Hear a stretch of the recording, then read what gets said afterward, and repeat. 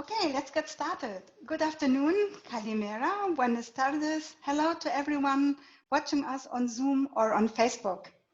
Welcome to our event on the European Green Deal and the reinforced European Youth Guarantee. Today, we would like to discuss whether both will help tackle youth unemployment with a focus on Greece and Spain. My name is Samia Kassid, and I lead the department, the Right of Children and Youth at the World Future Council, and I'm your moderator today. And we have an exciting and interesting program ahead of us, and I'm delighted to be virtually surrounded by a wonderful panel of speakers from across Europe. So first of all, we will hear from Dr. Hartwig Berger on behalf of the organizers about the purpose of our event. Thereafter, our distinguished guests will have the floor. Dr. Sten van Alphen from the European Commission, Professor Lina Munir, member of the European Parliament, and Dr. Spiros Protestsaitis, Vice Chair of the European Network of Public Employment Services. We are delighted to have inspiring interventions from also young speakers from Greece, from Spain, from Germany, and also from Scotland on green jobs, apprenticeships, and the role of the education sector. Finally, we hope to wrap up on the event with our speakers and answering some of your questions, which you can leave in the Q&A function on Zoom. Please state your name and the country in your country and to whom you would like to address your question.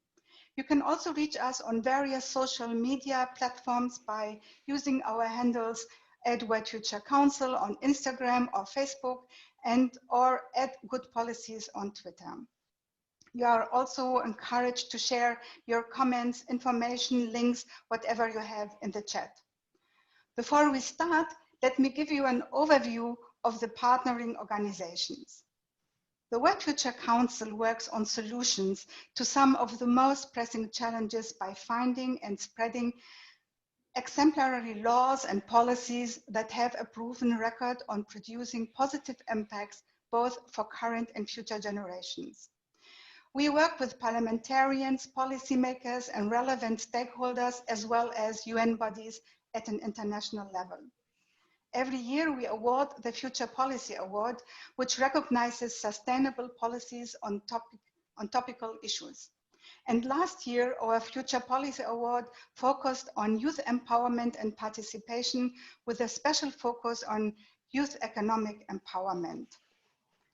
In the project Young Energy Experts Working for Climate-Friendly Schools, short Yes Klima, young women and men from Greece and the Spanish province Cadiz are working on energy audits and proposals to make school building more energy efficient, mainly with smart natural techniques and using solar energy.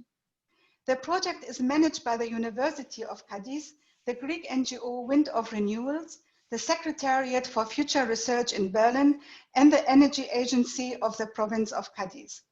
The project is integrated in the European Climate Initiative, also called EUCI, founded and financed by the German Ministry for Environment, Natural Protection, and Nuclear Safety.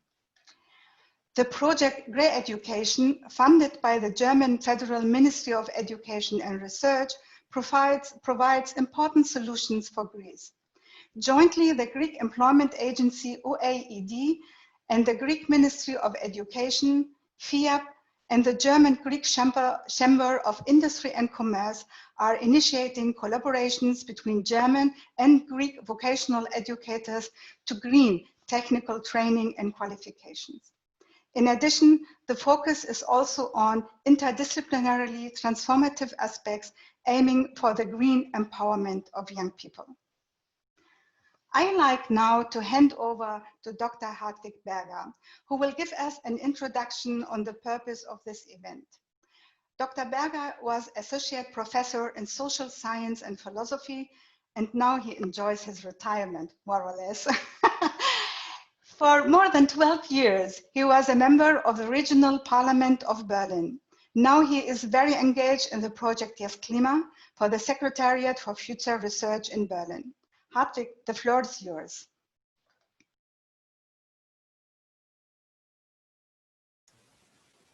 Thank you, Samia, and good afternoon, dear public. I'm speaking for the different groups and organizations who have managed this webinar. We are all engaged against youth unemployment in Europe, in particular in Greece and Spain, but not only in these, mainly in these countries, but not only. And we are convinced that a green economy can open promising ways for young Europeans. So we have published a memorandum how to reinforce youth employment through the European Green Deal. For more than 10 years, a far too high number of young Europeans, many of them, are hindered to practice the profession for which they have been trained and find themselves locked out of paid work. Young people in Southern Europe are most severely affected. Presently, the COVID crisis has worsened this situation. The younger an employee is, the more likely she or he has lost his job during the crisis. The exclusion of large parts of European youth from economy and the labor market is not only a scandal, it is totally wrong from the point of view of our common future. For a green recovery and for fighting against the climate crisis, we need urgently activity and creativity of the youth. For example, we need them for renovating buildings using less energy and using solar power. We need them for environmentally friendly agriculture, for the sustainable mobility, for climate adaptation in our cities and towns. Now, the European Green Deal addresses precisely these issues. But if we want the Green Deal to be successful, this is our main point, we must prepare young Europeans for the many tasks which are necessary and which are indispensable for a green economy.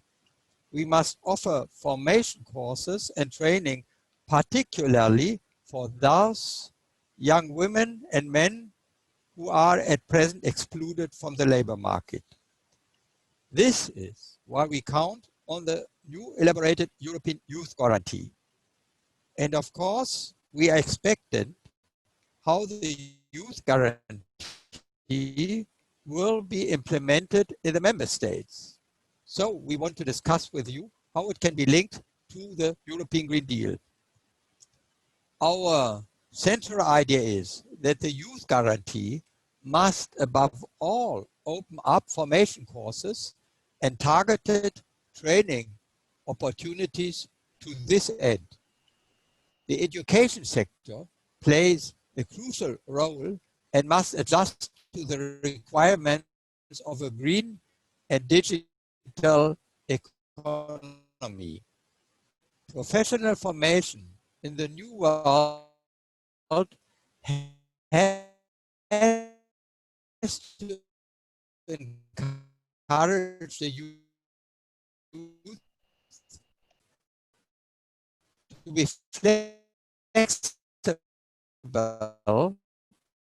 and apt to create their own. Finally, we share the Youth Guarantee that special attention should be paid to the so-called needs, the young women and men who are neither in work nor in training or in education. So we propose to discuss with you together, first, how can we combine the European Youth Guarantee with a Green Deal? And second, how can we make progress with this in the member states, especially in those states which are affected by extraordinary high levels of youth unemployment?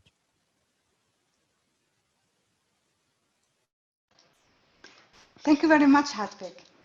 Now, I very much welcome Dr. Stan van Alphen. He is Policy Officer at the Directorate General for Employment Social Affairs and Inclusion at the European Commission and holds a PhD in Political and Social Sciences from the European University Institute. As a permanent official at the European Commission since 2012, he worked in the fields of education and training, health systems, and youth employment. And thank you for stepping in as Dr. Übe is not able to attend. My question to you is as follows. According to Chapter 224 of the European Green Deal, the revised skills agenda and youth guarantee are foreseen to enhance employability in the green economy. What plans and proposals have been developed so far? In addition, the revised European Youth Guarantee puts a heavy emphasis on the group of needs, young persons who are not in employment, education, and training. What possibilities does the Commission see in opening up employment opportunities for them? And how do you deal with the consequences of COVID-19? Mr. Van Alphen, the floor is yours. Thank you so much for your invitation to be here today. I hope my connection is okay so that you can hear me well. I'll try to answer the questions you just posed. On the 1st of July, we put together a package of initiatives to ensure that young people across the EU have the opportunities to develop their potential, despite the economic recession triggered by the COVID-19 pandemic. And this package, which is named Youth Employment Support, a Bridge to Jobs for the Next Generation, is built around 4 components: a Commission proposal for a Council recommendation on a reinforced youth guarantee and on a modernized vocational education and training, a renewed impetus for apprenticeships, and other priority measures to support youth employment. The initiatives of the package are a part of the ambitious recovery plan for Europe, and we will use this opportunity to make sure that the EU's digital and green transitions are at the heart of the EU's youth employment policies. So in my intervention, I will focus on the reinforced youth guarantee, which was adopted by the Council on the 30th of October, so very recently. But do bear in mind that this is part of a broader group of policies aimed at supporting employment opportunities across Europe. As some of you might know, the Youth Guarantee was adopted in 2013, originally as an instrument to respond to growing youth unemployment rates, which followed the 2008 economic and financial crisis. And over the 7 years of its implementation, the Youth Guarantee has obtained a lot of significant results. Over 24 million young people started an offer, and the youth unemployment rate went down to 14.9% just before the COVID-19 crisis. And there were 1.7 million fewer young people who are not in education, employment, or training. So the needs that you just referred to as well. However, while Youth Guarantee has for sure provided a useful framework to tackle youth unemployment and inactivity, the Commission also recognized that there was a need to tackle the remaining challenges in its implementation and to address other new and emerging challenges that young people face in the labor market. And of course, we're now facing a new youth employment crisis brought along by the COVID-19 pandemic. Just a quick look at the latest figures. Youth unemployment went up to 17.8% in August, and the need rate has been increasing in the first quarters of 2022. There's a lot of uncertainty ahead of us, of course, but it is clear that young people will be needing our support now more than ever. Past recessions have shown that young people are hit harder than older, more experienced workers, with many of them easier laid off than the older workers, and others unable to enter the sectors that are no longer hiring.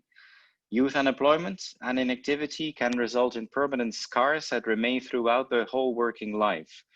So the Commission's proposal for the reinforced youth guarantee keeps the essential character and the ambitious goal of the youth guarantee to offer young people a quality offer of employment, continued education, apprenticeships or traineeships within 4 months of becoming unemployed or leaving school. But the framework has been revamped to put young people and their needs at the center. We have heard the calls from numerous stakeholders and actors on the ground to turn the youth guarantee into much more than a reactive tool. The reinforced youth guarantee is more inclusive than before. The aim is to ensure that a quality offer is made to all young people under 30. Outreach to and activation of the hardest to reach are strengthened, and the prevention of unemployment and inactivity becomes a key component through tracking and early warning systems supported by cooperation with, for instance, the education sector and youth organizations. Now, the Reinforced Youth Guarantee also has a strong focus on quality improvements. Its aim is to help young people in their school to work and early job to job transitions through tailored, individualized support measures, which are commensurate to the needs of the individual and the various obstacles that he or she may be experiencing. Now, when it comes to synergies between the Green Deal and the Reinforced Youth Guarantee, the Youth Guarantee opens up to the new world of work and helps accelerate the digital and green transitions. And it is all about acknowledging these growth sectors and the opportunities they provide. I'll give a couple of examples to make this a little bit more concrete. In the mapping phase, youth guarantee providers are asked to identify the available services and skills needs in their surroundings using, for instance, local skills forecasts and big data labor market intelligence. In the outreach phase, youth guarantee providers help raise awareness about among young people, even when they're still in school, about where job opportunities can be found and what support there will be available if things become difficult. And then in the 4-month preparatory phase, unemployed and inactive young people are given dedicated counseling, guidance, and mentoring.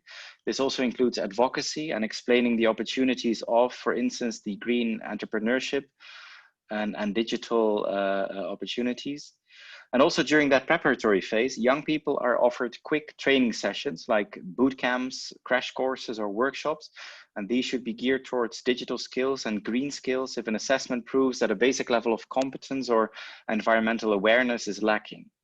And then finally, the Youth Guarantee offer itself, particularly in times of economic recession, employment and startup incentives will be essential. And these will also prioritize growth sectors at the forefront of the digital and green transitions. So in conclusion, our Reinforced Youth Guarantee is extremely necessary in these difficult times for young people all across the EU, but the opportunities are also unprecedented, with a huge amount of EU funding ready to be mobilized in support of youth employment. We have quite a few ideas about the various synergies between the Green Deal and the Reinforced Youth Guarantee, but at the same time, we remain in a listening and learning mode. So I'm very curious to hear your views as well on what you see as the main opportunities and challenges. Thank you very much.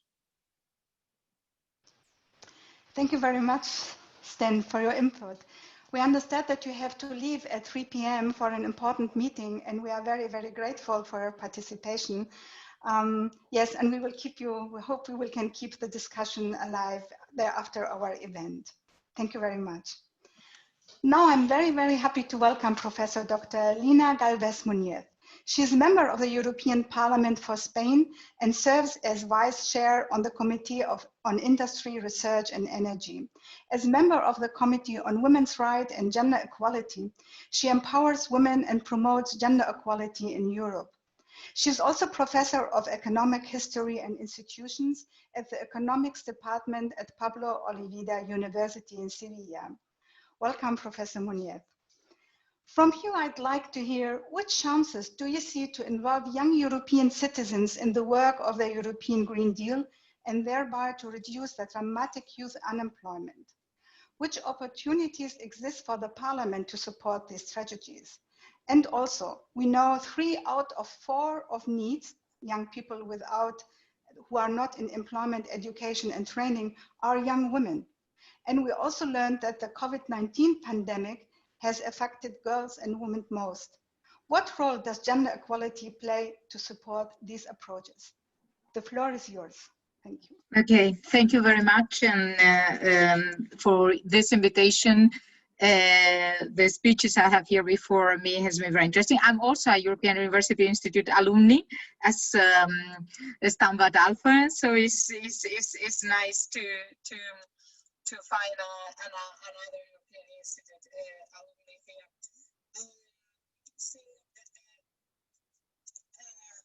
of course, as you have said, it's very hard.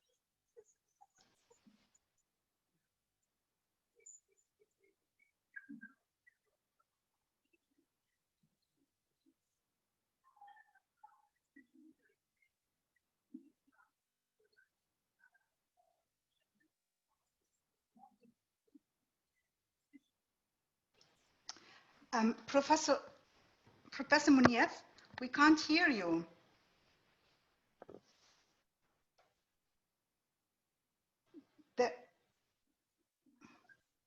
We can't hear you. Sorry, we just heard your first sentences.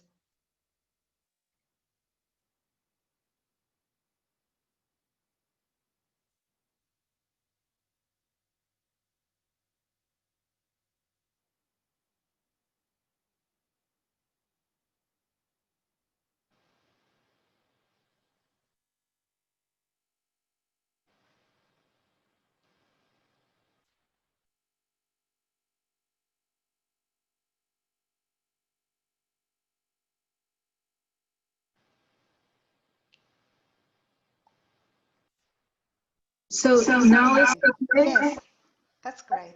I will unmute myself now. Sorry about that. I don't know what's happening with my computer. So I will. Could you see me now as well? Yes. So thank you. So I was. Have you heard something or not at all? I think it's great if you just start again. Okay, perfect. Okay, I was just saying that thank you very much for inviting me, of course, and how happy I was to talk after the two persons who were just saying such interesting things, especially Stanford Alphen, since I'm also European Institute alumni. So, and it was, well, nice to find that. Well, as it was said that to have such a high percentage of youth employment is scandal and wrong for our common future, and I completely agree, because it is very difficult for many young Europeans to have this transition from education to labor market, and very especially for women, because they have to make sometimes a double transition. There is still a lot of discrimination in the labor market, and sometimes in the 20s there is also maternity and care burden, and it is obviously more difficult for women. So in September 2020, we know the youth unemployment stood at 17.1% across European Union. And it is expected that this figure, because of the COVID, will increase. In my country, in Spain, it will reach 40.4%, placing our country at the forefront, a sad forefront, I will say, the European Union. In our Spanish labor statistics survey, shows that now the unemployment rate for men under 25, it is 38.7, and for women is 3 points higher. And this figure, Europe is using this opportunity to ingrain the green and digital transition in the DNA of the EU youth and employment policies. With Next Generation Europe and the future European Union budget, the European Commission already proposed significant EU financing opportunities for youth employment. At least 22 billion should be spent on youth employment support. The revision and extension of the European Youth Guarantee is a vital first step to tackling the emerging youth unemployment crisis. The new Youth Guarantee, put forward by the Commissioner for Jobs and Social Rights, Nicola Schmidt, extends this right to young people up to the age of 29, place greater focus on reaching out some groups. Increasing, I think, in my opinion, increasing the age is also very important to reduce this gender gap. People living in rural areas, those with disabilities who are from a migration background, and those who have faced prolonged exclusion from labor market, or the ones that are more difficult to get in as women, as I said before. I have to stress that indeed the twin transitions, the green one, but also the digital one, brings some risk and some opportunities at the same time. There are many studies regarding the future of work. We know that many, well, there are some saying that by this year already, there will be 500,000 jobs that will not be fulfilled. But on the other hand, we know that by 2030, 50% of the jobs that exist today will disappear. So there are many challenges before us.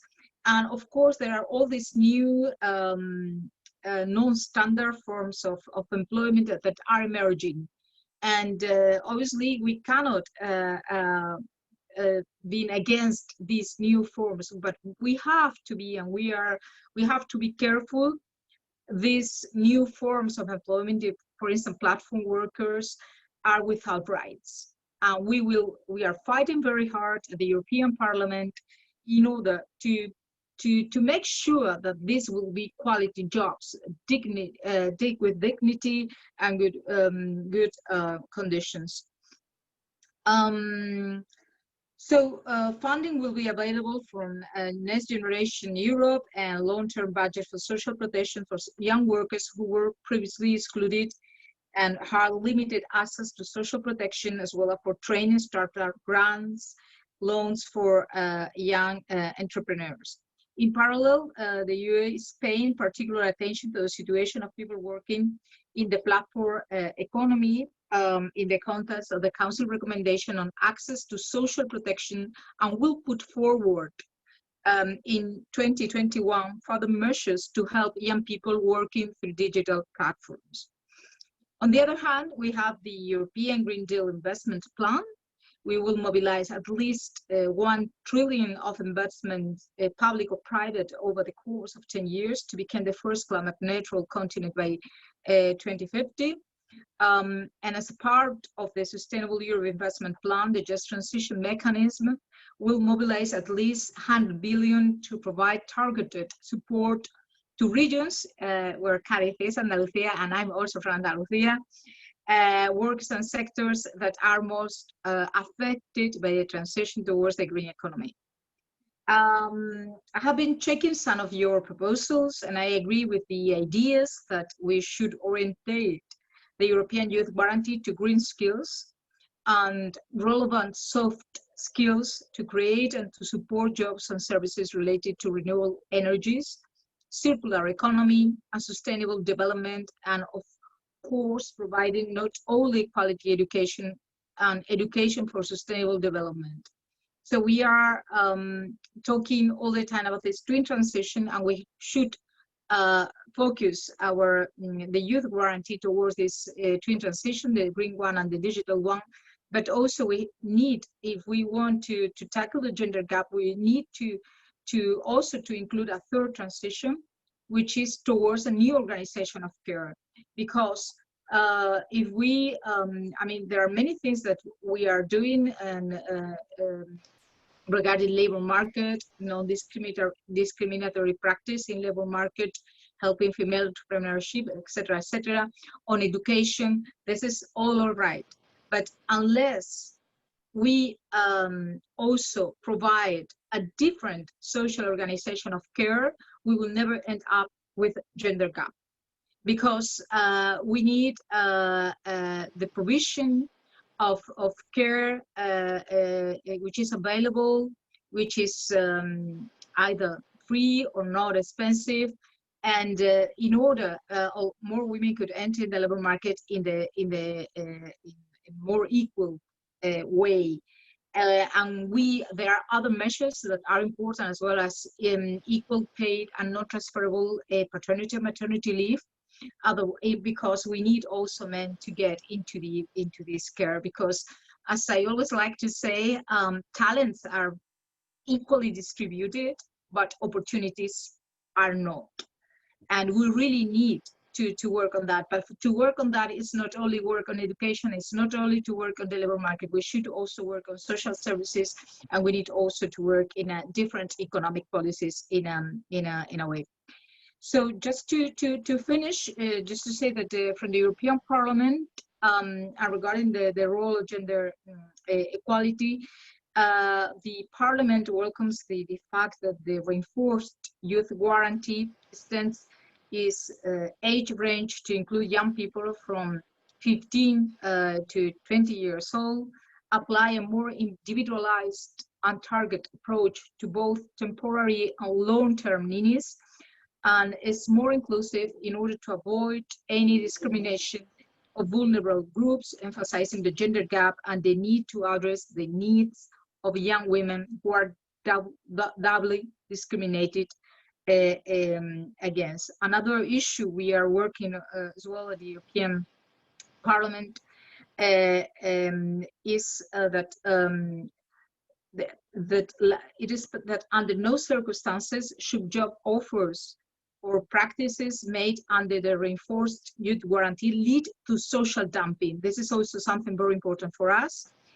And the European Parliament, in this sense, recalls the internship contracts must take the form of written agreements and be legally binding, specifying the tasks of the person doing the internship and including decent remuneration in order to put an end to the precariousness of work among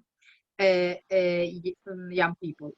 I have other issues to say regarding the social pillar, but I think I have already passed my 6 minutes, and also I have to vote because we are in a plenary session, and just now I have to vote. So unfortunately, I could not stay here, but if you have if someone have some questions, I will be happy to send a written answer or to participate in other event. But today we have a plenary, and the vote is our main duty. So I'm sorry about that. Thank you very much, Professor Munir. I mean, your insights were really great, and thank you very much for your offer. I think we will collect the questions if there are any question addressed to you, we'll send them to you and hope to receive your answer on that. Wish you a great day. Thank you very much. Well, at this, now we should have welcomed our third speaker, Dr. Psyros Protopsaitis, but I think he's not with us now. Zamia, I think he's under the spectators. I don't know. Is it possible that he has the wrong link, or I saw him under the spectators? Well, we can check, but I think we need to carry out. We need to carry on now, but we will check. Ah, I see him now. He's with us now. Yeah. Great. Okay. Hi, everyone. Hi, everyone. I've been Good here all afternoon. along. I was wondering, am I going to be automatically entered or something, because I couldn't see my video. So thank you very much for the invitation. I appreciate it. And thank you for organizing today's meeting on such an important topic. And as you know, Greece has struggled for years with high unemployment rates, and the unemployment rates of our youth are no exception. About 165,000 people under the age of 29 are registered unemployed in Greece. They represent about 12% of the unemployed population. And in a country with a high unemployment rate, the challenges of reducing youth unemployment are even bigger.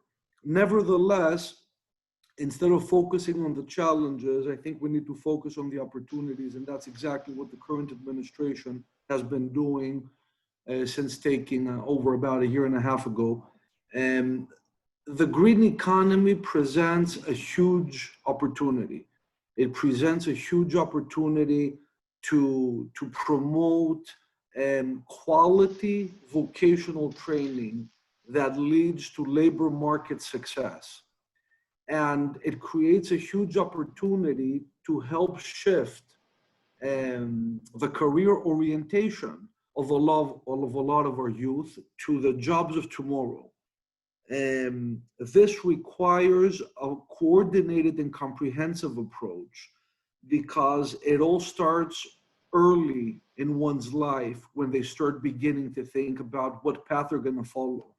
So I think absolutely one of the keys is raising awareness and promoting counseling, career counseling, job counseling early on in middle schools and high schools, so people become aware of the opportunities that the green economy presents.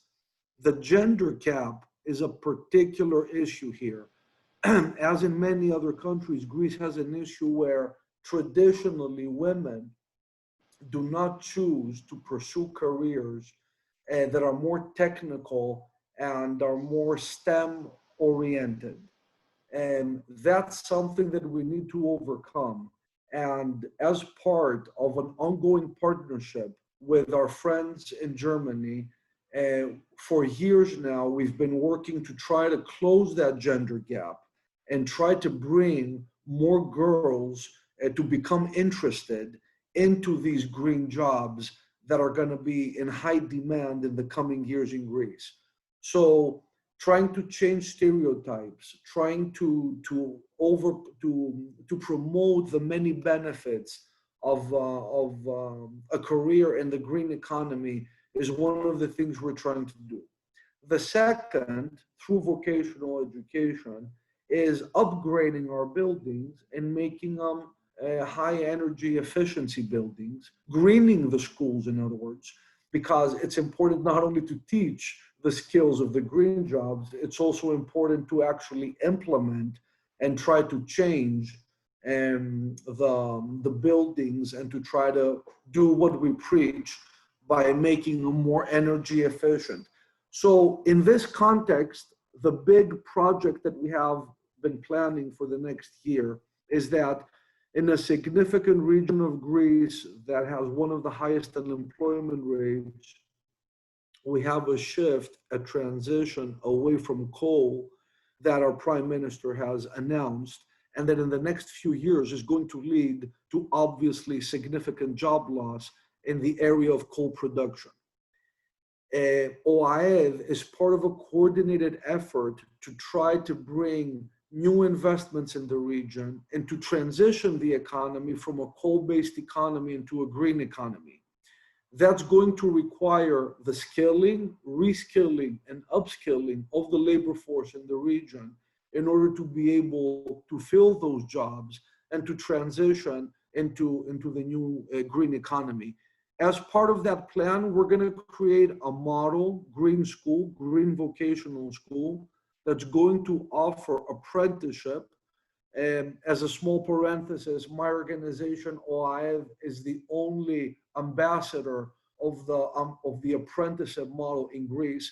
Through 50 vocational schools, we actually provide 2-year combination of practical experience that's paid and at the same time theoretical and laboratory experience in school. So we're building a green school in Kozani, which is the heart of that region, where we're going to create new specialization, new occupational categories and training programs to prepare the kids for the future, for the jobs that are going to come. Another thing that we're trying to do, and I'm going to close with this, is try to make the connections that many times people don't see. So recently, Microsoft announced a big investment in Greece, where they're going to build this huge data center, a cloud center in Greece.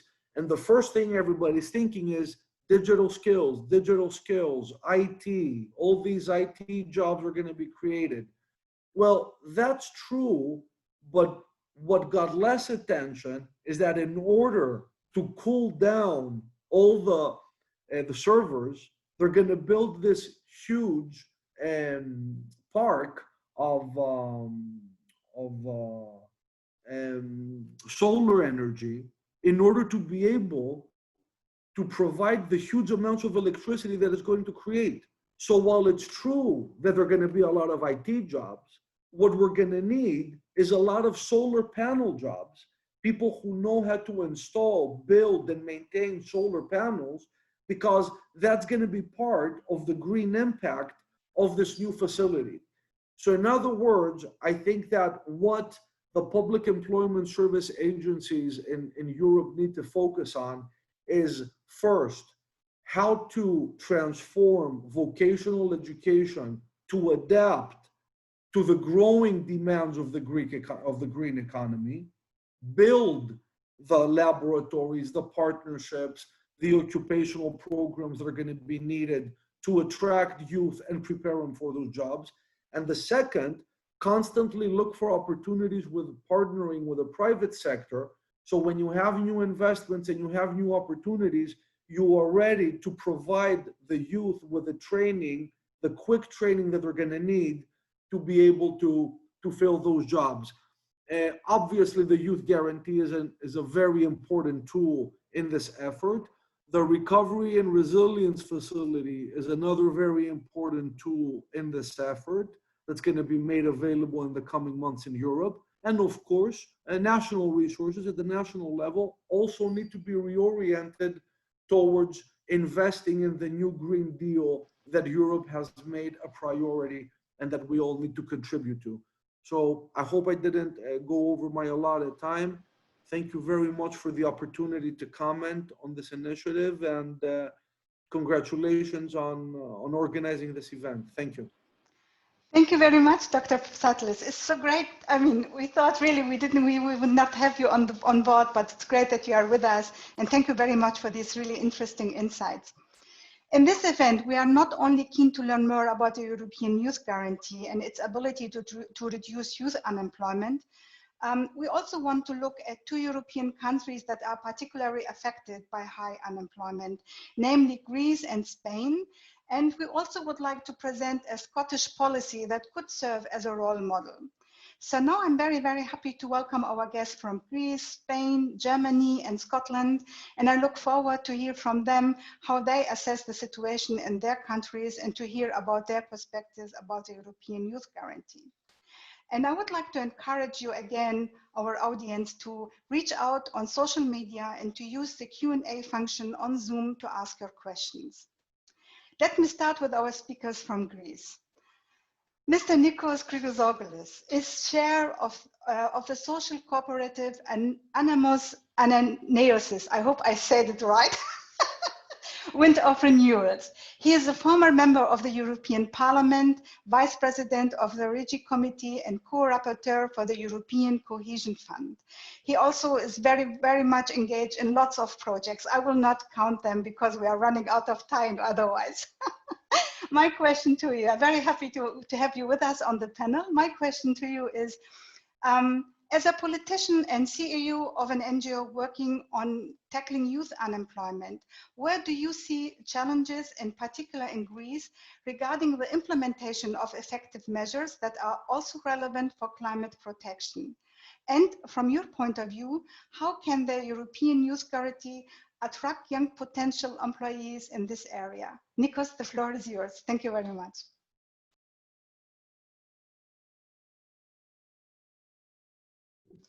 You're muted. You need to unmute yourself, please. Yes.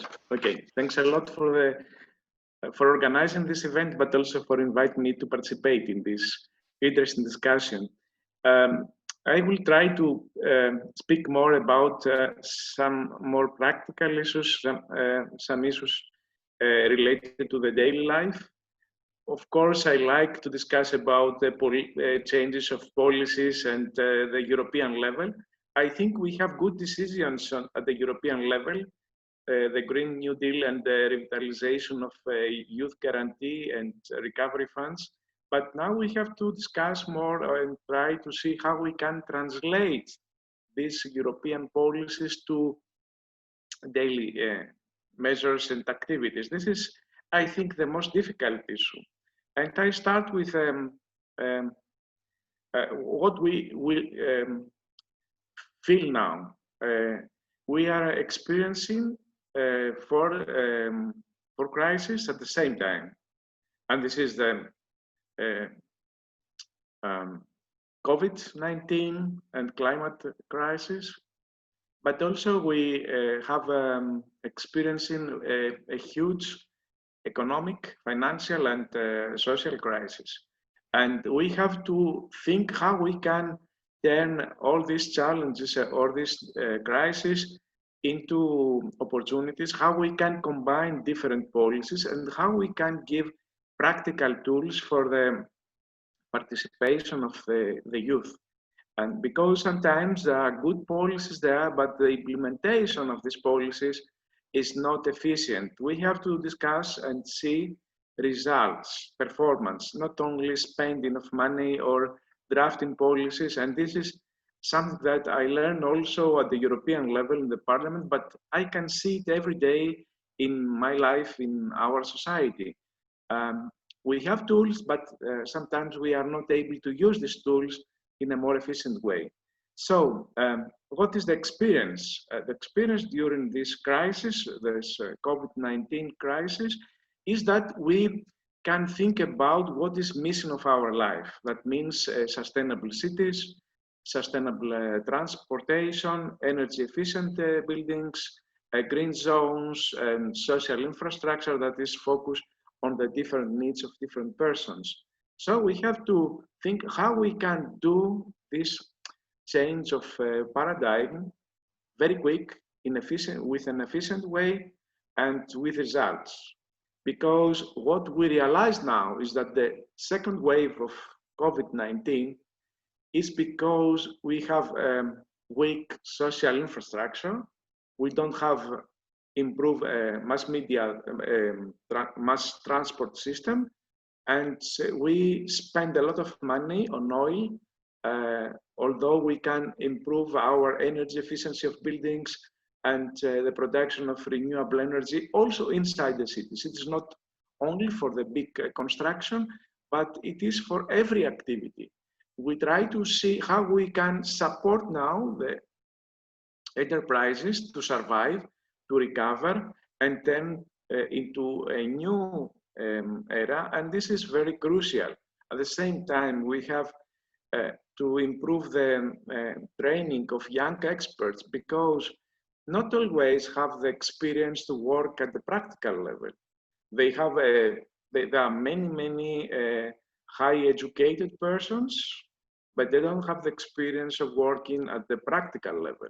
And that was, I think, something very interesting during the implementation of Yes Climate, that we offer the possibility to young experts to learn from each other, to learn how to learn, not just to learn to gain experience, to gain knowledge, but mostly to learn how they can develop their skills, how they can look for proper financial solutions, how they can participate in the solutions.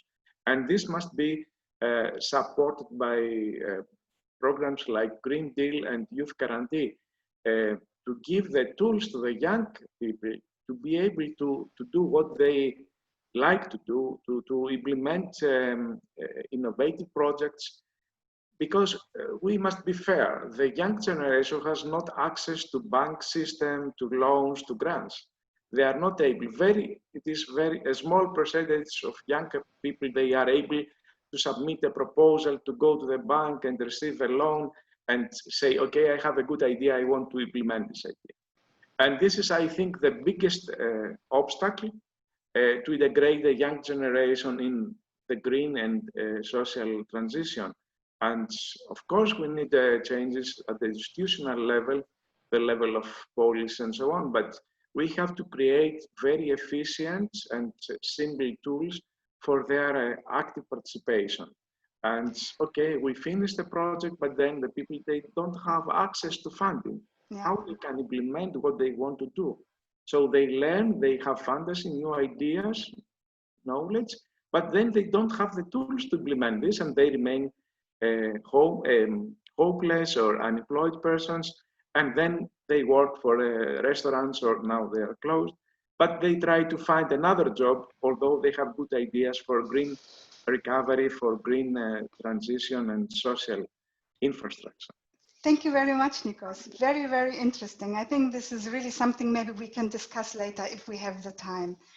Now, my next guest is Ms. Silke Steinbeck. She is a cultural scientist and CEO of the Independent Research Institute for Innovative Work, Design and Prevention called FIAP in Germany.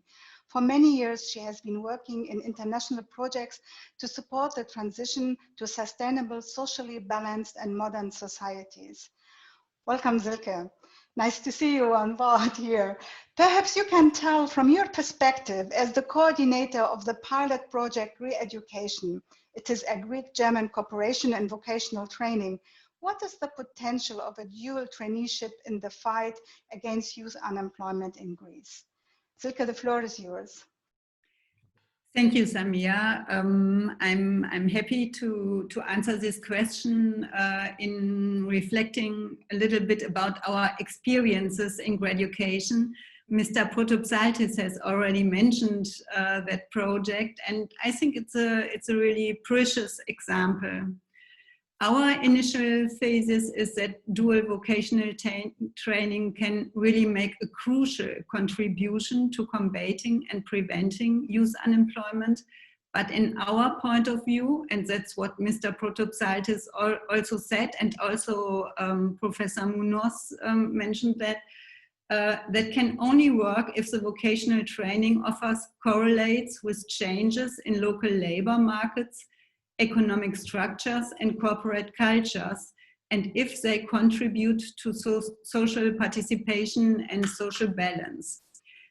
That means I speak of new approaches of vocational training, and to develop these new approaches, the green sector offers really excellent conditions.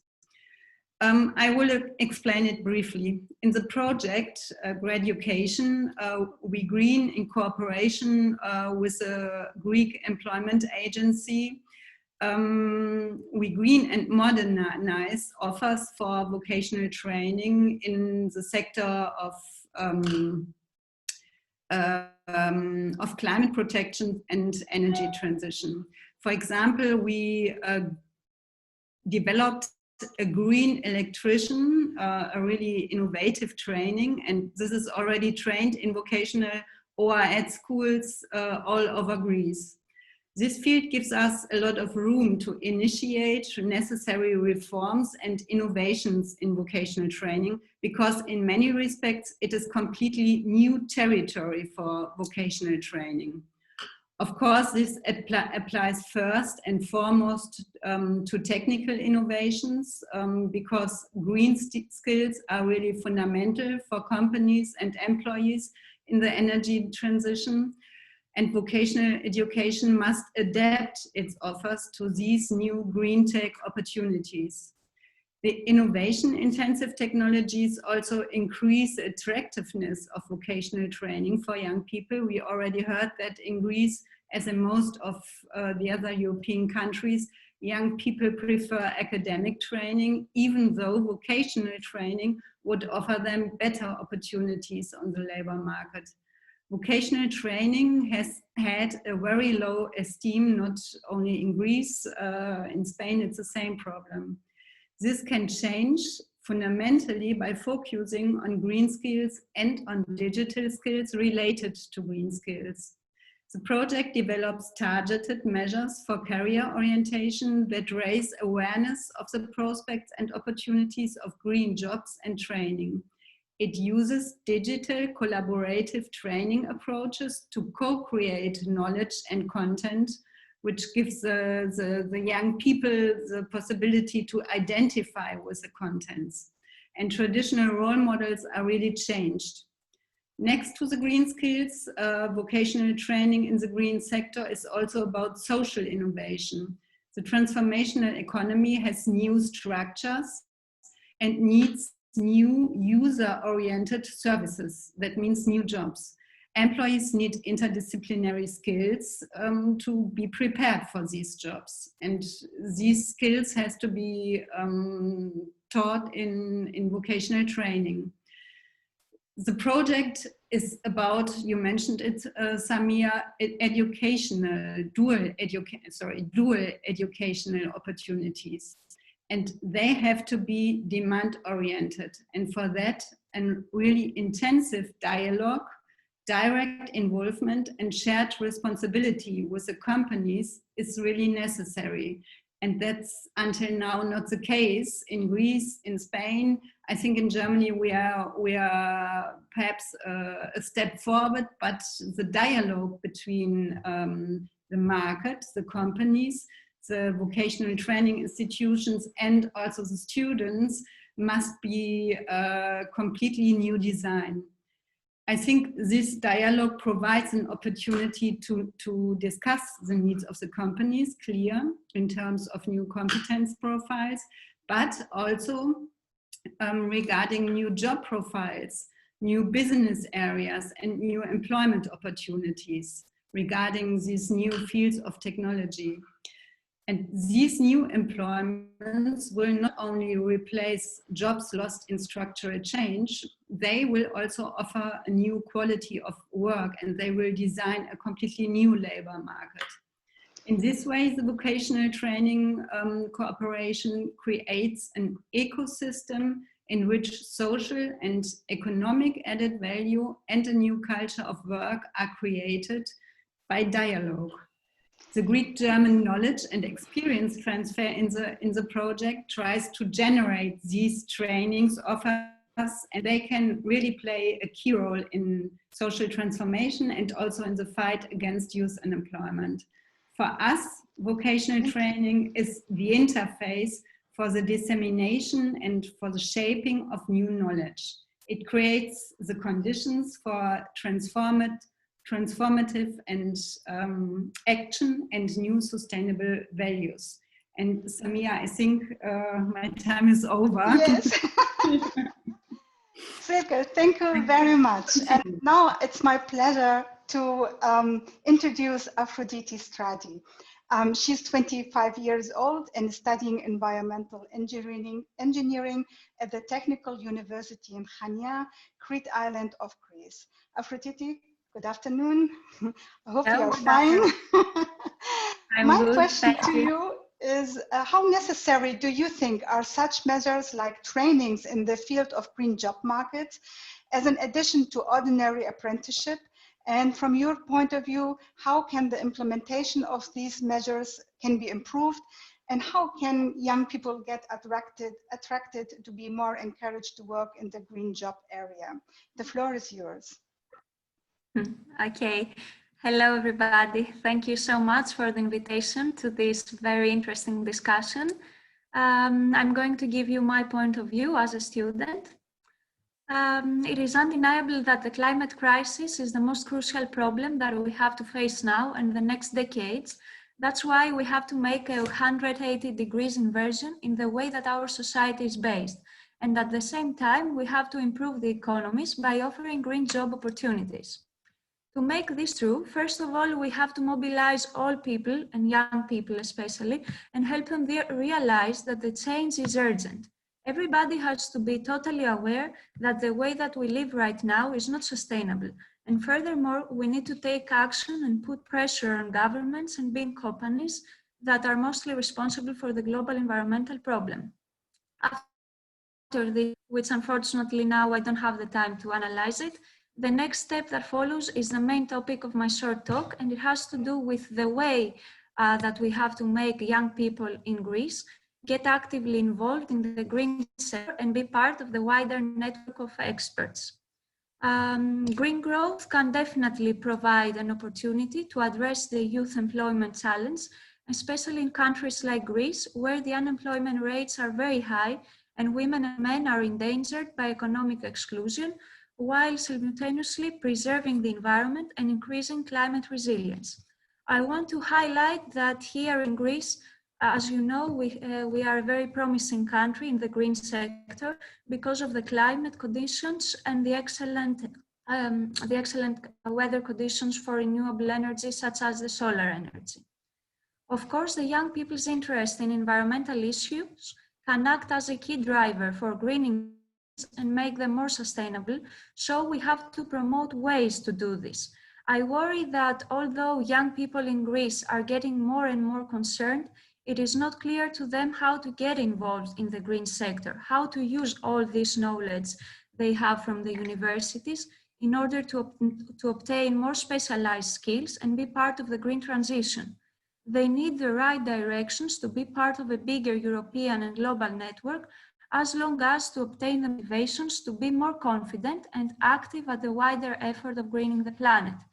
Personally, I had the opportunity to be part in a European project, unfortunately only for 2 months, I didn't finish it, but this experience was very precious for me. As part of my training, I had the chance to visit Berlin and see innovative and sustainable practices in buildings. I widened my perception of what is going on a bigger scale out of my university and out of my country. I obtained a lot of skills. I cooperated with experts on different fields, and now I feel more confident to infiltrate in the green sector after my graduation. And one important thing is that I realized that it's important to obtain a wide scope of the environmental project, of the environmental problem, out of my studies specialty. So I believe that one of the most efficient ways to involve youth in the green sector is the implementation of more focused European projects that are focused on training young people on specific green sectors and strengthen their skills that are necessary to become active in modern labor markets. It is crucial to create more green projects like Yes Klima and connect the regional networks to European and global ones. These projects can show young people how to obtain useful tools, get more qualified in order to acquire or even create green jobs that will offer a better future in a local and wider level. But it's important to be careful not to exclude young people who don't have academical knowledge, but they are willing to be skilled, and offer them also the chance to get involved in the green sector. That's why vocational training is extremely important. Not only for already graduates, but also for not qualified young people. Green sector has to be fair and equal for everybody, no matter the gender, religion, or the social position. Also, strong cooperations between universities, students of different sectors, regional communities and non-governmental organizations, of course, public stakeholders, are very important in order to promote green jobs and show the way to young people in how to be involved in them, and why not give them the chance to create by themselves new projects according to the needs of their local regions. As a result, the youth will be more empowered to really initiate cooperation and new ideas in this area and enhance their creativity and the confidence to take initiatives as part of a wider network. I'm pretty sure that European tools offer the way to do this, in particular by implementing the goals set out in the European Green Deal and the Youth Guarantee. And in my point of view, Greek educational system is not so resilient in cooperations, or at least students are not familiar with them. So we have to change this and make students take more initiatives. We are running out of time. Thank you so much. Thank you so much for all your proposals and ideas. Pardon? Okay. I have only 1 minute if you want, but... 1 minute. Okay, then 1 minute, please. Okay. To sum up, I want to highlight not only the creation of new projects, but also the direction to create job positions afterwards, based on a wider network, but according to the local needs that each community has. We have to benefit from the big network by offering the best perspectives for our local communities. We don't have to forget that we are in a global city. This part of the chain has to function well and in harmony function for us and for the next generations. Sorry for being out of wonderful. time. Thank you so much. I mean, your insights and your proposals are really great. And I think this will also enrich our discussion, and hopefully people who work on this field will be inspired by them. Now we are leaving Greece and we are turning to Spain. And I'm very, very happy to welcome Ms. Sandra Garcia Lopez. She's the Spanish Youth Guarantee Coordinator and works for the Public Employment Service. I'm happy to meet you, Ms. Lopez. And my question to you is, how does the Public Employment Service in Spain assess the options to create opportunities in the green job sector through the European Youth Guarantee? The floor is yours. Thank you very much, Samia, and thank you very much for organizing this event and for, of course, letting us be part of it. We are really happy to be taking part on this floor. I'm going to try to be really fast because I know the time is pressing, so don't worry on that side. But I have a few ideas that I would like to present to you. So first of all, and as it has already been said, a youth guarantee at the end of the day is a tool to reach broader goals that go broader this tool. So first of all, we are working on the goal of youth employment, but also we are working on our share of sustainable development and the green transition. So when it comes to assess what the public service is doing, I think we need to address two sides of it. First of all, what we are already doing at the public employment system, but also what we want to do from now on with this new strategy of the European Commission, with this new recommendation of the Council, because now we have new doors that are open to work and continue our work. So first of all, we are already working, of course, on youth employment. We have the Action Plan for Youth Employment 2019-2021 that is currently working, and we have specific measures to boost employment on the sectors that we are talking about today. That is the case, for example, of circular economy, but also on environmental sustainability. We are already working on the green job sector. We do it through different measures, but we are working on training on digital and soft skills, and we are trying to foster the use of ICT as a tool, but also as a study subject. We are working on the green job market already. But what I find is more interesting for this setting is what we want to do and what we are going to do now that we have these new opportunities. So I can share with you already that we are working on a new strategy. This strategy is under negotiation, and our main focus is to foster decent jobs for youth.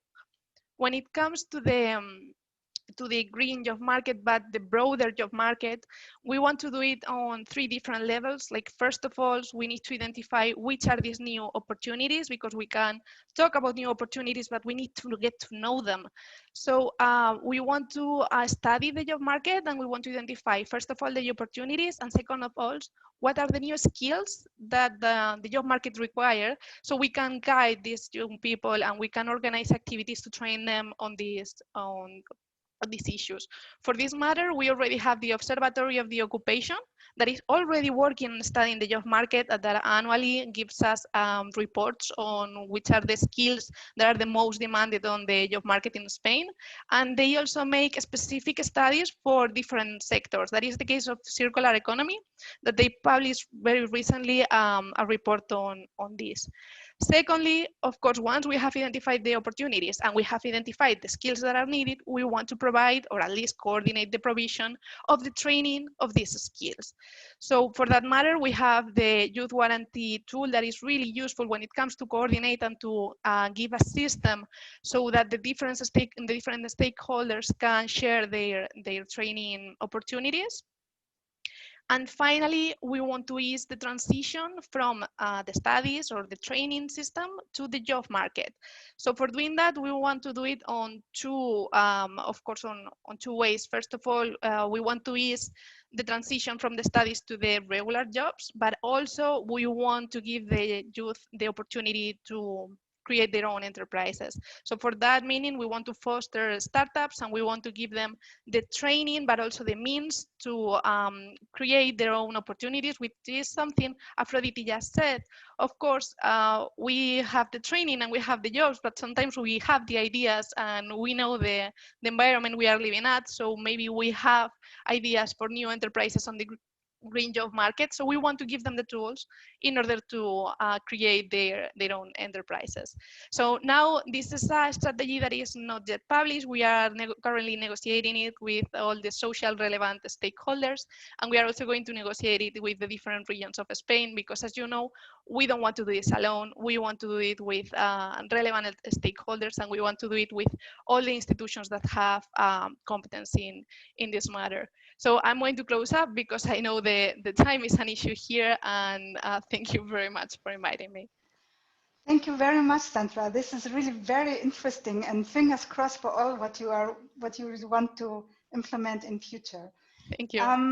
I now would like to welcome our next speaker, and it is Ms. Miriam Diris. She's Junior Advisor at OICI, the European Climate Initiative, and the German Corporation for International Cooperation. Welcome, Ms. Diris. And my question to you is, what is OICI and how can the project serve as best practice to realizing the Green Deal and creating green jobs? The floor is yours. Hello everyone from Berlin, and thanks for the invitation. I want to give you a short overview about what is the OICI, first of all.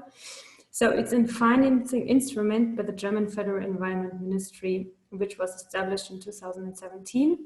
The main objective is to support an inner European dialogue, exchange of good practices, raising awareness and creating networks of climate pioneers. We have as a main target groups NGOs, civil society, local governments and businesses. And our geographic focus is on EU member states with a focus on Central, Eastern and Southern Europe. As since this year, we also open up for application from the Western Balkan countries. We generally focus on financing projects. That means that we have an annual EU-wide selection procedure. And that means that organizations will be selected that put forward promising ideas for climate action in Europe. And I want to give you a short overview about our portfolio. So we have currently 93 projects in our portfolio. And for example, the Yes Klima project is one of the projects we have, where young energy experts are trained to carry out energy audits in primary schools and to provide advices to the municipalities involved in the projects. Yeah, coming back to the OICI portfolio, in general, these 93 projects are active in 25 EU member states, as well as in 5 Western Balkan countries. And in total, we are involving 241 project partners. The general topics are all focused on climate mitigation and are 8 topics in general, like sustainable economy, mobility, awareness, agriculture, energy, climate policy, climate finance, and buildings and municipalities.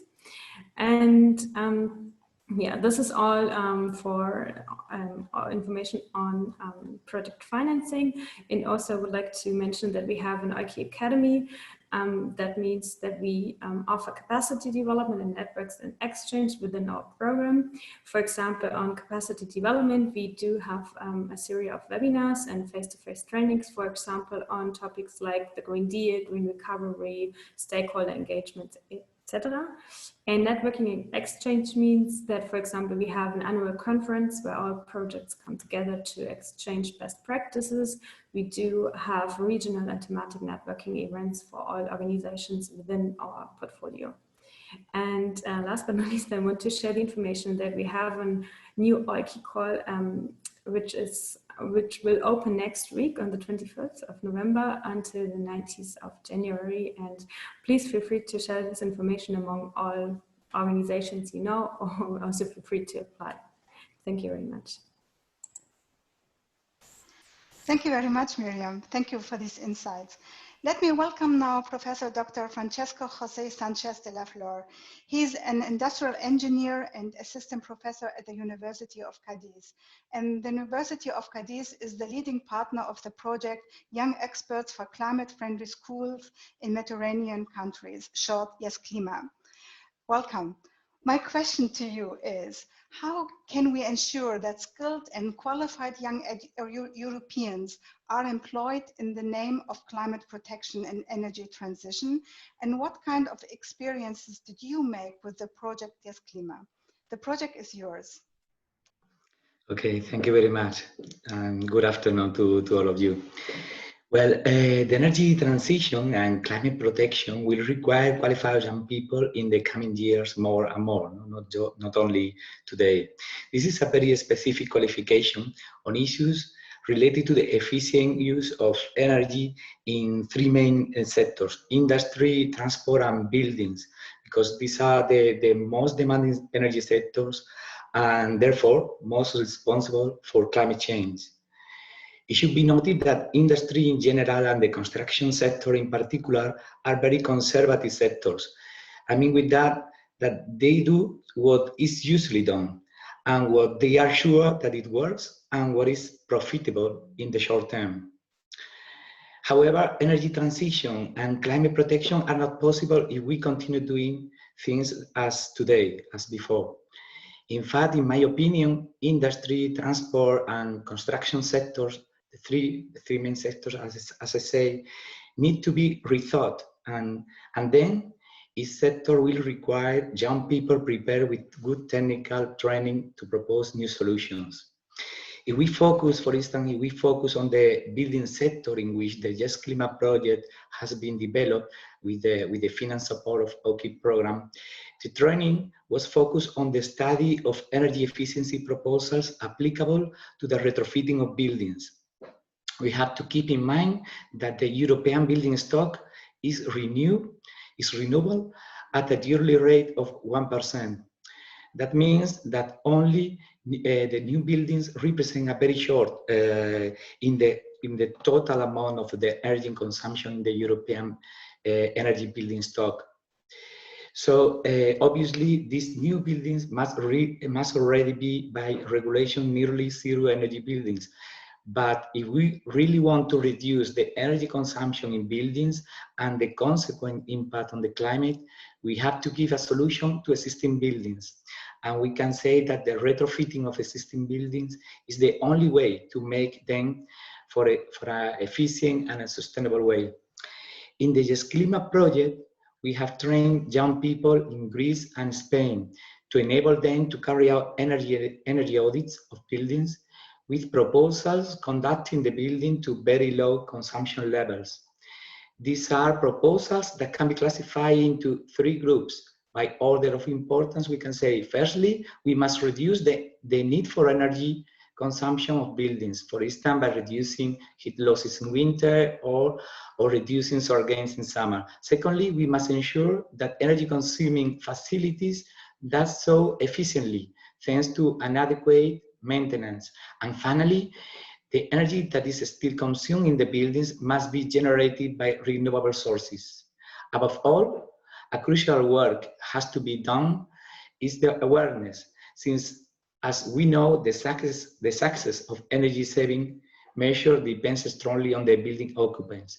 In short, and to end, qualified young people is needed to undertake energy audits like this, but mainly to finally implement them in real buildings. Answering to your question, Samia, to ensure the success of these measures, what goes from the architectural and engineering design, the follow-up of the works, and after use of the building, as well as training and awareness addressed to building occupants.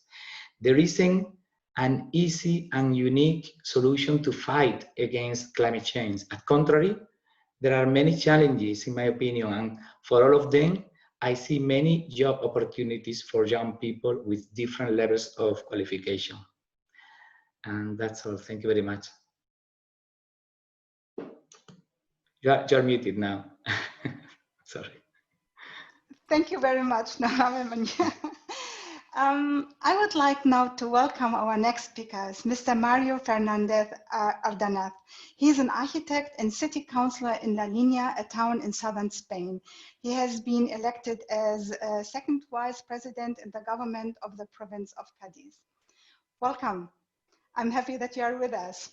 I understand that the province Cadiz suffers from an extraordinary high rate of youth unemployment.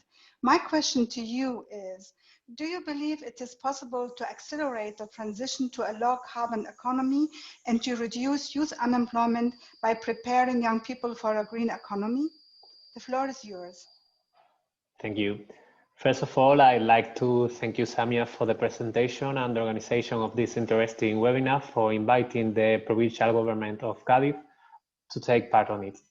The big efforts done by the European Union and the national government to improve youth unemployment rate to Youth Guarantee Program have resulted in a significant improvement for the performance indicators in our region. But the situation is still far from the desired goal. Youth unemployment rate in our province is still alarming. The new scenario after COVID-19 crisis will probably push youth unemployment to a critical situation, moreover, in our region. When analyzing the youth unemployment challenge, we should not forget that one of the main factors for the high unemployment rates is the lack of demand for skilled jobs. There are important gaps on the demand side that should be tackled in order to impulse youth job creation. Just an example related with the work developed under the Klima project in our province, sorry.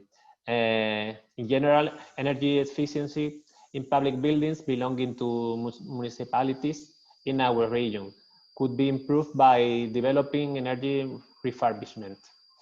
This will lead to energy and economic savings for the municipalities, and also will contribute to reach climate goals, as most of them have signed the Covenant of Mayors. However, the weak economic situation of many municipalities prevents them to perform these works. So, Youth Guarantee Program should be connected to economic stimulus measures to boost the demand of green services. In this sense, European Green Deal seems to be a good opportunity for that. From the provincial government of Cádiz, we would like to highlight also the important role of local administration as the nearest level of government for citizens in facilitating development and tackling vulnerable groups' necessities. So it will be important to involve local administrations in the implementation of the new Youth Guarantee Program and to empower them to develop active youth employment strategies, especially in rural areas. We are convinced that the renewable energy potential of Cádiz constitutes a resource capable of generating opportunities for economic and social development in the province, fostering regional economic structures and creating alternative sources of income, as well as a vector of innovation and modernization for sectors such as agroforestry or industry. Under this new framework defined by the European Youth Guarantee and the European Green Deal, the provincial government will continue playing a fundamental role as a dynamic agent, promoting synergies between public authorities, the business sectors, and citizens that can contribute to economic development and green job creation linked to the energy sustainability of the province. Hope to have answered your question. Thank you for the opportunity. Thank you very much, Maria. Yes, you did. Thank you. My next guest is Paula Garcia Rodriguez. She has just finished her studies as an industrial engineer at the University of Cadiz, and she also participated in the project Yes Klima. Good afternoon. It's great to have you with us, Paula. And my question to you is, as you participated in the European project Yes Klima, what is your perspective on what could be done to implement more of such similar successful projects to prepare young Europeans for activities in the green economy? Thank you very much. The floor is yours. Good afternoon. Thank you very much for organizing and for the invitation to this wonderful discussion as the Spanish Young Voice. So yes, I have been as a participant in the project Yes Klima.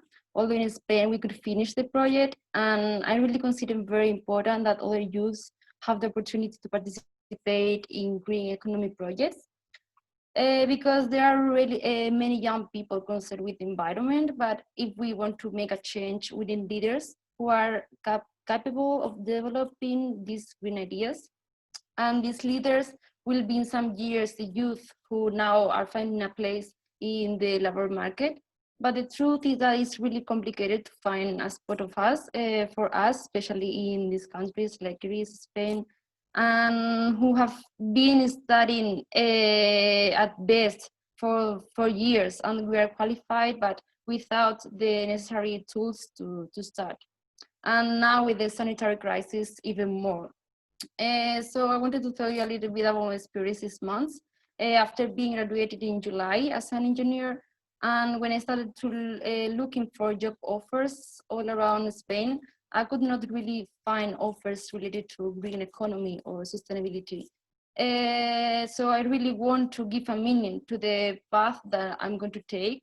And some offers that maybe I was interested in, I would just earn a small amount of money which wouldn't even be enough for paying my basic expenses to live, as renting, food, or transportation. So now I'm participating in a volunteering program with the European Union, which is fantastic, and it's helping me a lot to grow personality and to create also a more sustainable community. So these opportunities are a great experience, and I'm very grateful for it, but this is just for a small period of my life. And then me, as all the people, want to find a job in the green field and to focus on cultivate to achieve what we want. So I think it's very important to first raise awareness in schools to get children involved in the huge problem that we are living nowadays, which is climate change. And because they will be the ones who will work in the energy transition that we are already living nowadays, to develop more projects as just Klima based on sustainability, where young people we could gain experience in this sector. And I think it's also crucial to offer more opportunities and facilities to young people, not just for participating in green projects, but also for youth to develop their own ideas. And to finish, I just want to say that young people, and me speaking as a young woman, who have even more complications than men, we need support and good and fair opportunities, in this case, in green economy. Thank you very much.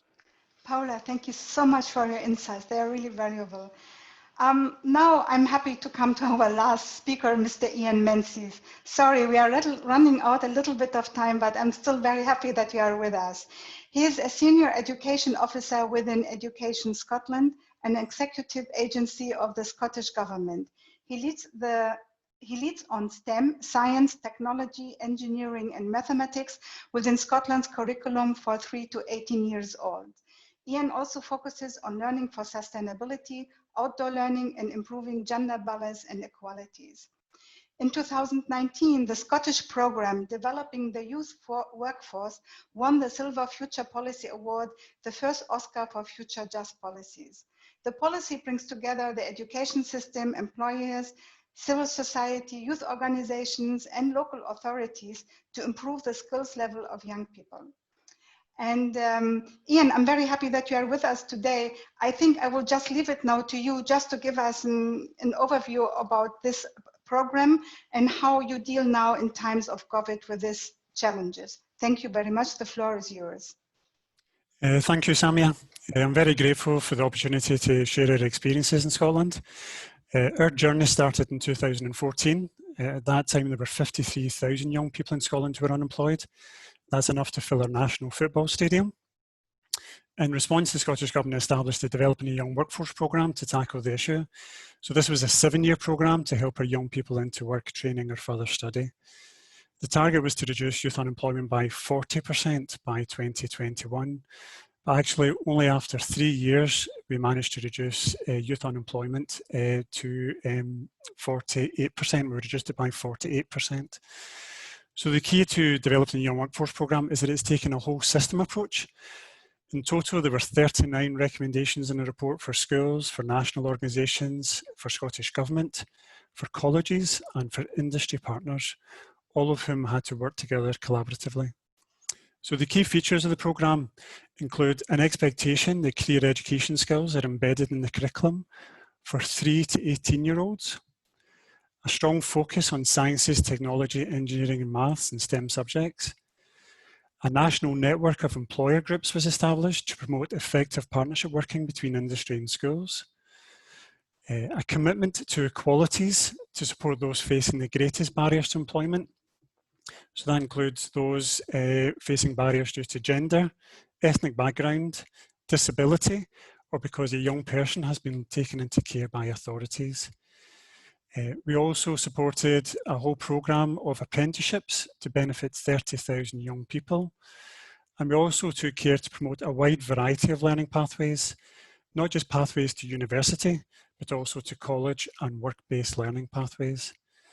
As with other countries, the COVID pandemic has brought new challenges for us in terms of the economy and unemployment, especially for young people. So our government is now embarked on a national mission to create new jobs, good jobs, and green jobs. And for us, it's really imperative that Scotland's recovery is a green recovery to support Scotland's transition to net zero by 2045. So the Developing Young Workforce Programme will provide a solid foundation for this response. In addition, our government is committing €67 million in their new youth guarantee to ensure that every young person between the ages of 16 and 24 has the opportunity to study at university, college, or take part in an apprenticeship programme, or take up a job or work experience, or to participate in formal volunteering or training programmes. To support this youth guarantee, we'll invest a further €11 million in our Developing Young Workforce industry regional groups. We'll invest €11 million to provide 8,500 individuals the opportunity to complete or start an apprenticeship. And we'll also invest €112 million in a new green jobs fund to create new green jobs across Scotland. And those green jobs will be in the following sectors: insulating buildings and other measures to reduce emissions from heating, nature and land-based jobs, including forestry, digital infrastructure in the technology sector, jobs to address the climate emergency and to promote the circular economy, building of active travel and low carbon infrastructure, including renewable energy. And we'll also establish a new national investment bank whose primary mission will be to support our transition to net zero. I think another key strength for us in Scotland is that learning for sustainability, or education for sustainable development, is an entitlement for all learners in Scotland's curriculum in schools. In our experience, learning for sustainability helps young people to develop critical thinking skills and a wide range of other skills, and also global competencies that are valued by employers. In the recent PISA Global Competence Report published in October, Scotland was amongst one of the top nations in the report, and we hope that means that young people are really well prepared to take advantage of the new green jobs that are being created. So I hope Scotland's journey has been helpful and of interest to you. I'll now hand back to Samia. Thank you very much, Ian. I'm really a fan of this program and the work you are doing in Scotland. I would like to thank now everybody for your input, and it was really great to hear about your insights. And what was said is really shows that tackling youth unemployment needs political will, best practices, good policies, and good policies examples. And also education is really a very crucial to really bring this ahead. We are running out a little bit of time, but still we have 3 questions, and I hope you will still you can stay with us 5 minutes if this is possible. If yes, then I will just proceed with the question. The first question I have is for Sandra Lopez. Are you with us? Yeah, great. I just see her. The question is, in Spain particularly, which sectors will benefit from the Green Deal beyond renewable energy? It is asked by Alban de Rosto.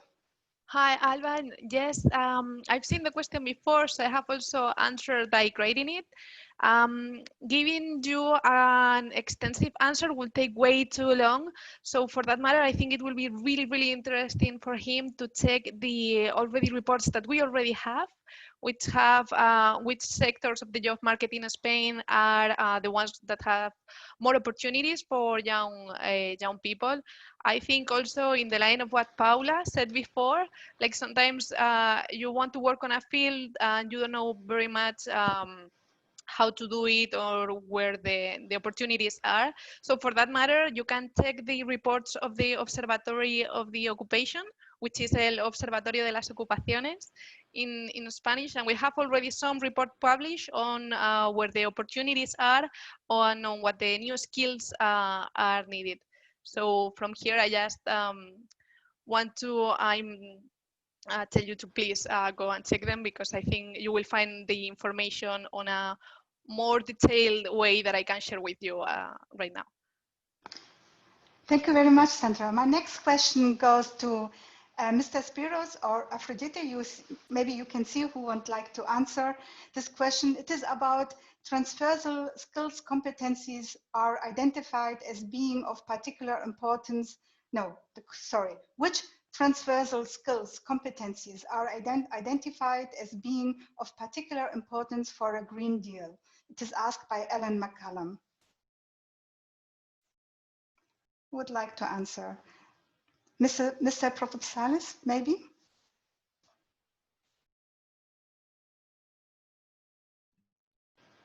Or Aphrodite, maybe you answer? Yeah. I think Mr. Spiros is more expert than me to reply. I don't know if he is with us. Yeah, it looks as he's not with us. So maybe we can postpone this question because my last question is for Ian. Ian, do you believe the curriculums from different career tracks in universities are well oriented to face these challenges? This is being asked from Anna from Germany. I think for us in our experience, it's really important to have it embedded in the curriculum. And for us in Scotland, we want it embedded in the curriculum for young people from age 3 years old, because we know from research that young people are making up their minds about their jobs and careers when they're still in elementary school or primary school. So for us, a really important part of our strategy is to bring that career awareness and those skills down to nursery schools, kindergartens and primary schools. So that's been a real central focus for us. But also we feel it's really important in colleges, and particular universities, that we focus on these skills. What we see in Scotland is that young people learn STEM subjects or particular careers, but they don't progress onto those careers once they leave university. So there is a leaky pipeline all the way through. So we need a whole system approach, and we need all sectors to work together. Thank you very much. I was just wondering, Fran, would you like to answer the question on which transversal skills competencies are identified as being of particular importance for Green Deal? Fran? No, okay. I think he's not with us. So I think we should conclude now. Yeah. Yes. I can give some hints. I think that's one of our most important topics. I think we heard a lot from Paula and from Greece and from Spain that there's already a problem with the offer of jobs.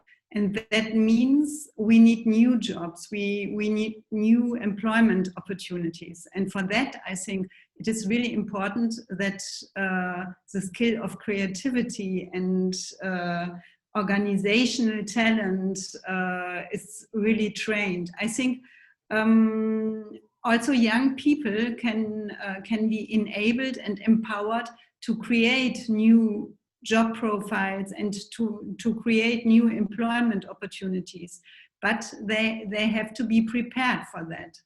And I think next to all classical soft skills, this is one skill that will be really important for future labor markets. Thank you, Silke. I understand that either Fran or Nikos would like to add something, but we are really running out of time. If you are very, very brief, then you can have the floor. Who would like to start? Well, no, well, from my part, just to say thank you everybody to participate in this event. It has been really interesting. I think that it's a big challenge that we have, but from my point of view, every challenge means an opportunity. So we have many opportunities to continue working together and try to find a solution. No? And that's all. Thank you very much. Thank you, Fran. Nikos, from your side? Yes. 2 words. The first that we need innovation and calls for innovative projects. That means that the young people, and in collaboration with civil society or professional groups, to be able to submit their ideas and find tools to implement these ideas. There is no demand for new jobs, only we have the possibility to create new jobs, but then we need the tools for this, and this is very important. The second is that we must discuss and cooperate between the countries, between the institutions, and to develop collaboration. This is very important.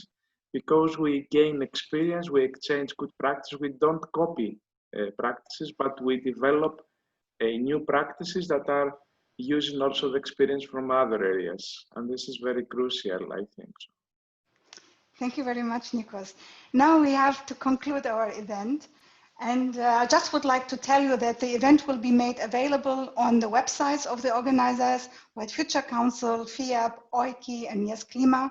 And we also plan to have more events on youth employment and green jobs in future. So please follow us and our partners on social media. So I only have to say now, thank you very much to all of you, dear participants, for your time today and for your inspiring contributions. I also would like to thank our audience for your interest and for your participation. And yeah, we wish you all a lovely evening or afternoon, wherever you are. Goodbye, adios, yasu, auf Wiedersehen. And thank you very much. Wish you a great day. Bye-bye. Bye.